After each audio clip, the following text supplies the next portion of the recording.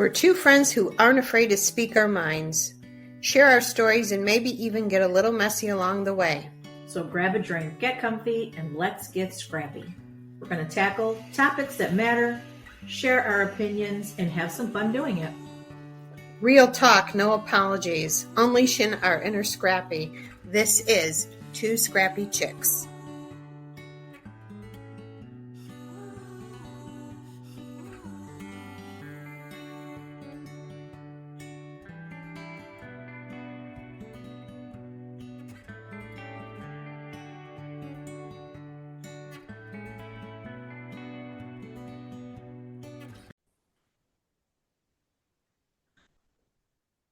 Thanks for coming back to Two Scrappy Chicks podcast.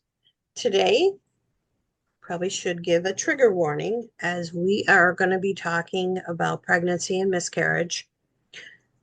We have a special guest today. It is my daughter. She is my oldest.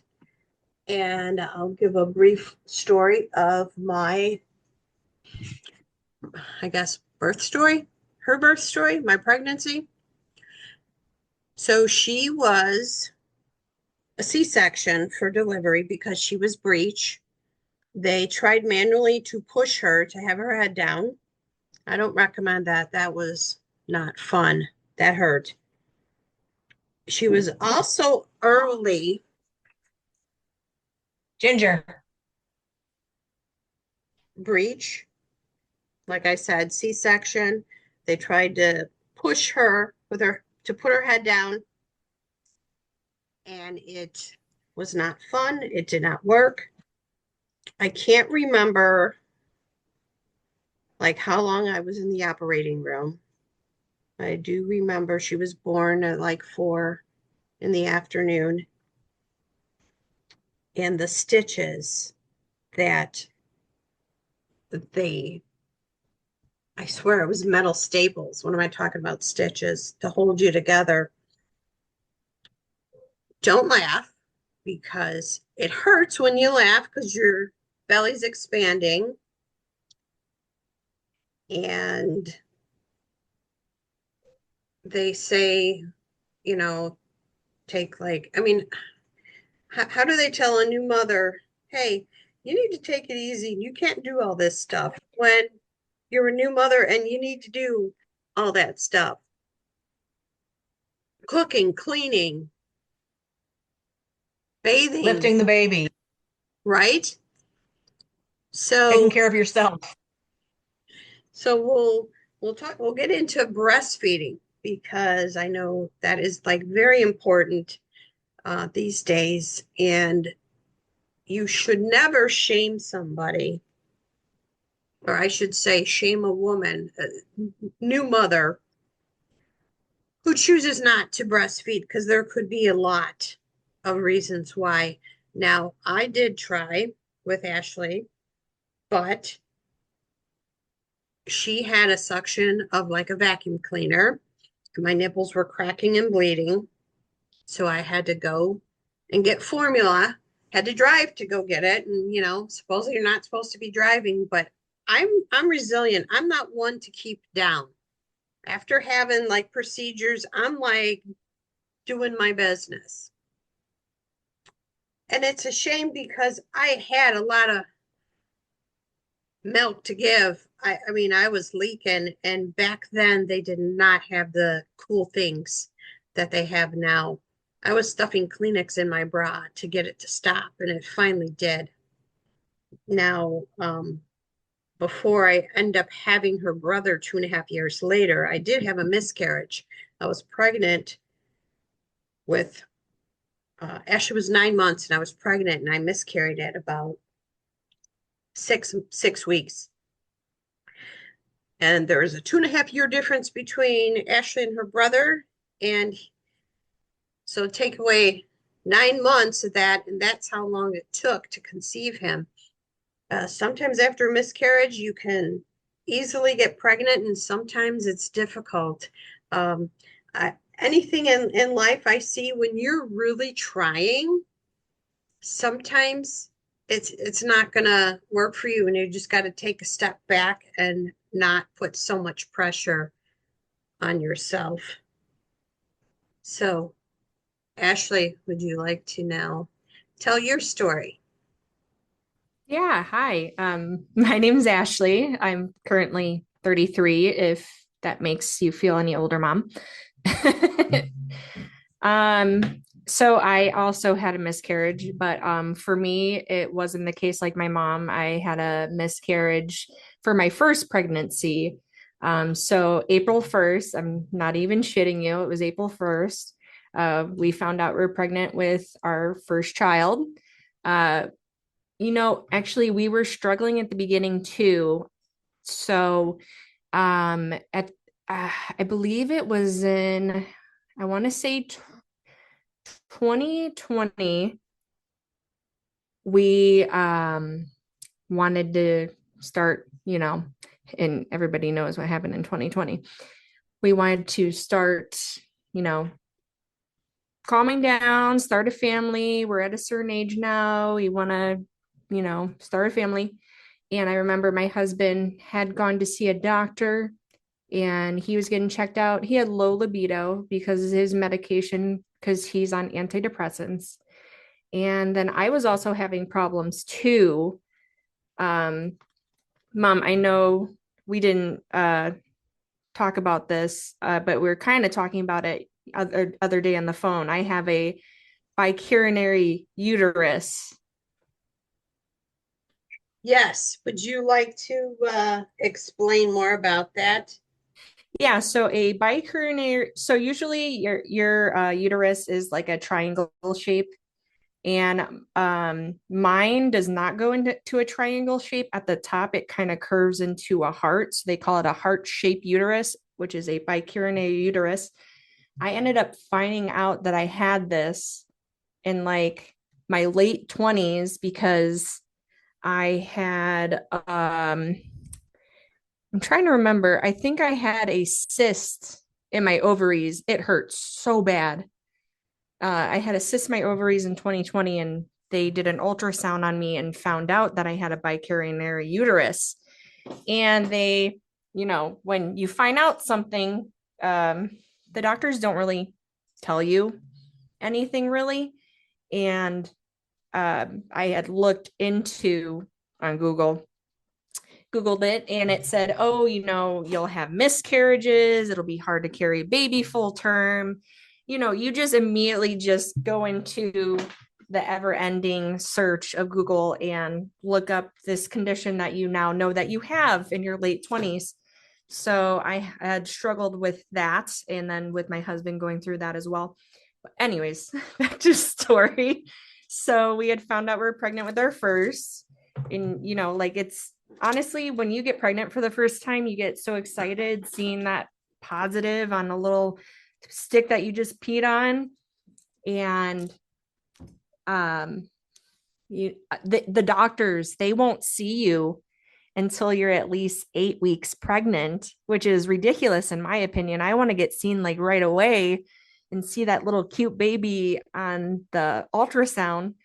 They're usually not that big until about 8 weeks. They're usually like a size of a gummy bear, I think, or even smaller. So I was like, okay, whatever, we'll wait. We had an appointment set up for May, like the beginning of May. So we went to the appointment, and my husband came along with me. And I had my OBGYN doctor, who's been my OBGYN for a very long time. She is no longer my OBGYN doctor after this experience that I had with her. She took us to the room that has the ultrasound machine.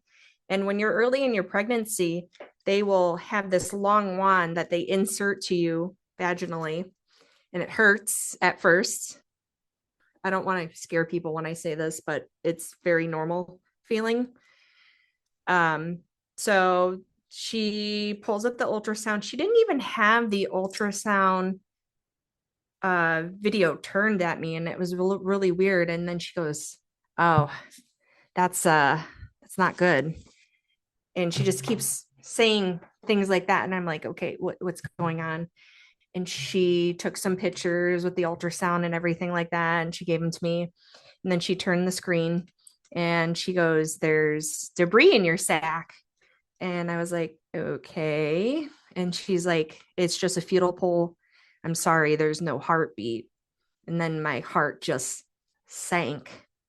And I'm just like trying so hard to keep it together, but I'm like falling apart because if there's no heartbeat, then it's definitely, I'm going to have a miscarriage. She goes, I could be wrong. Maybe you're, 6 weeks instead of 8 weeks. She goes, go and get blood work done to see your hormone levels, and we'll go from there. But she said, if not, then you'll be probably having a miscarriage in the next couple of days.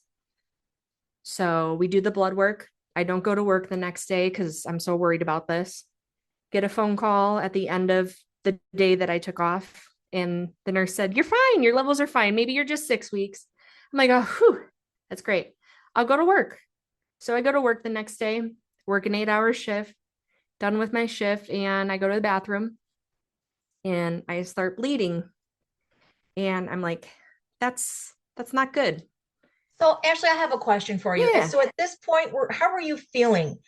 Were you feeling any discomfort or any cramping or anything like that that might have?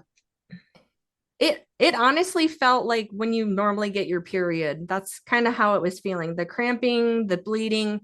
It's like when you first start your cycle of your Okay. period. And that started just before you noticed what was going on? Yeah, at first I know this is really gross, but I had sent the picture to my mom because I was like, that's a lot of blood. And I sent the picture to my mom. Me and my mom, we have no filter with each other. We always, we're always front forward with each other. And I'm like, Mom, I'm bleeding. And then I called her on the phone and I'm rushing home. And Mom, you remember what you said to me when I was on the phone with you? Yes, I said only you know your body. So if you feel you need to go get it checked out, go get it checked out. Yep. So I rushed home, grabbed my husband. Well, actually, no, my husband was still at work. I called him and I said, I'm going to Silver Cross. I'm bleeding. So he's like, okay, I'll meet you there when I get off work. And we were in the waiting room for like 7 to 8 hours. And I had told my husband, I don't know when I'm going to get seen. We've been in here for so long. So just go home and I'll call you or I'll get an Uber back home because he had just started a new job and I didn't want him to be exhausted and not go to work the next day. They finally get me back at like 2 in the morning. It was ridiculous how long I was waiting in the ER appointment. And while I was in the waiting room, like I was having really bad symptoms, like the symptoms of the cramps and the bleeding got worse. And I had to go to the bathroom and like large blood clots were coming out of me. And then at one point, I couldn't even walk anymore. Like it hurt walking. So they had to put me in a wheelchair. And they were getting my blood work. They had taken me to an ultrasound room and did an ultrasound on me. I thought this was the weirdest thing. But when you're in the room and you're in the middle of a miscarriage, the ultrasound woman will just, stick the rod in you and take the photos that they need to take. And they can't tell you anything, anything. Only the doctor can. That was the weirdest thing. And I think that's really unfortunate too, because you're at a point where, your husband's not there to support you and advocate for you. You're by yourself. They should at least be able to give you some information. And I think that's something that a lot of people experience, that they don't want to maybe say the wrong thing. So I don't want to cast aspersions on anybody. They're probably just doing their job. On the same token, given your situation, I feel some information to help comfort you, whether it's good news or bad news. You would rather know than not know. Because I think, and you can correct me if I'm wrong, it's the not knowing that's the hardest. It honestly, it is the not knowing that is the hardest. And actually, when I was getting dressed and putting my clothes back on from the ultrasound, there was a sign on the wall that says that the ultrasound person cannot share any information about what they found in their, what their job that they did. Only a doctor can. And I'm like, okay, well, there's probably a reason why this is, applied at a doctor, like at a hospital. But to just go back in the waiting room and wait till I see a doctor, like that was just so hard. And, then you're sitting there forever, you're on your phone. And I was just like Googling, like, symptoms of miscarriage, like what happens when you have a miscarriage. And I like check marking all the things here. I'm like, yep, I have that. I have that. I'm probably having a miscarriage. And after I finally got to see a doctor at 2 p.m., I mean, 2 a.m. in the morning, uh, the doctor comes in and you know how doctors are. They talk in doctor term and you're like, I don't understand what you're saying to me. Say it in non-doctor terms. And he's like, you're in the middle of a miscarriage. And I probably was the loudest one screaming and crying in that ER room because I was just devastated. And uh, I'm like, how could have this happened? There was no answer of why it happened. And I was alone by myself because I had sent my husband home because he needed to sleep. And I just felt so alone. And I had to call everybody that knew about my pregnancy and told them that I lost the pregnancy. Like, since this happened,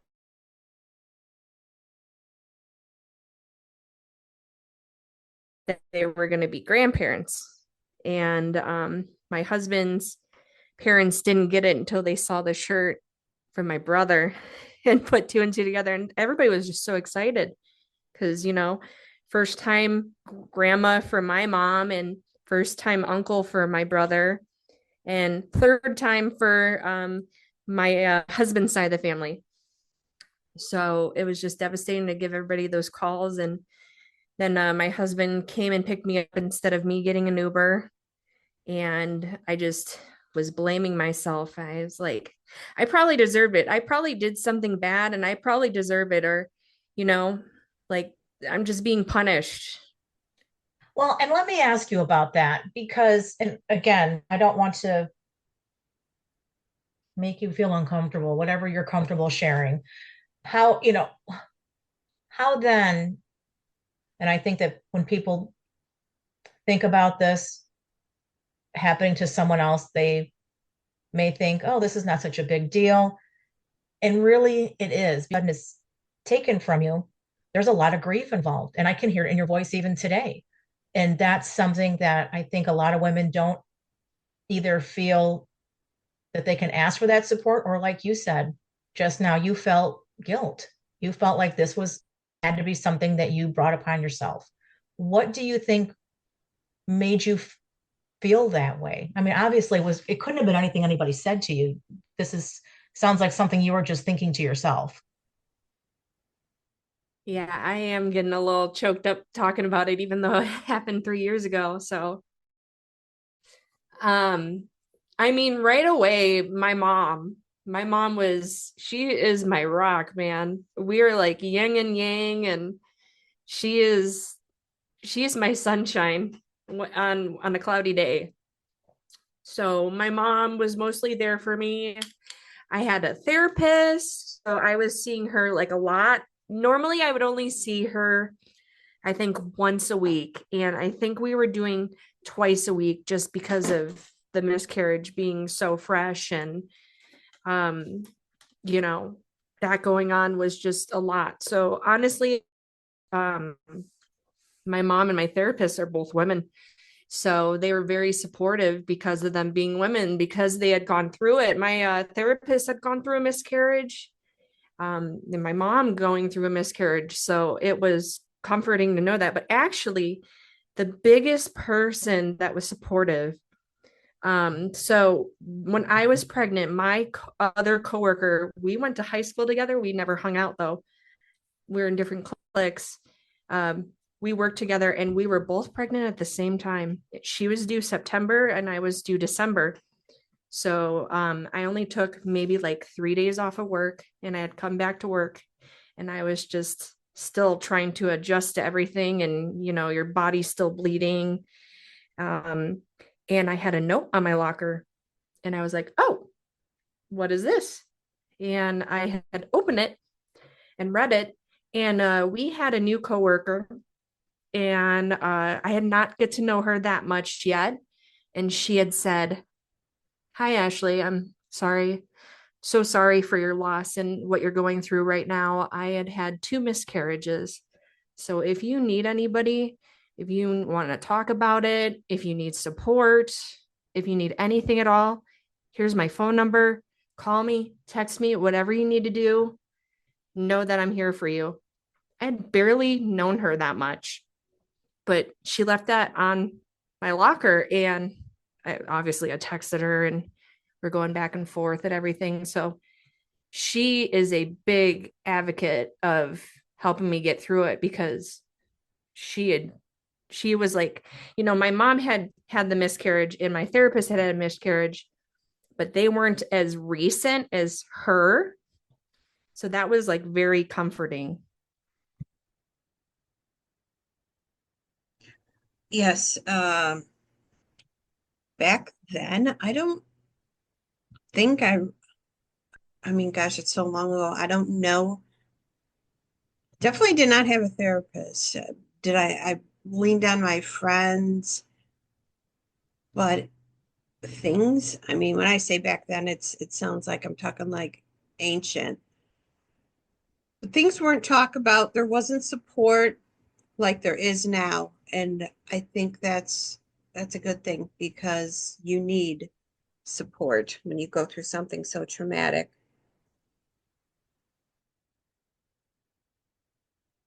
Yeah, I agree. It's important to reach out for help. I was so right around this time, I had a really big position. I was a team lead at my job, and it got so bad that I got demoted from my position because of my miscarriage. So there was that. And um, I had to do a Thanks for tuning in, chicks. Join us next time for more real talk and scrappy vibes. Don't forget to follow us on social media and subscribe to our podcast for more fun content. We are at Two Scrappy Chicks on Instagram.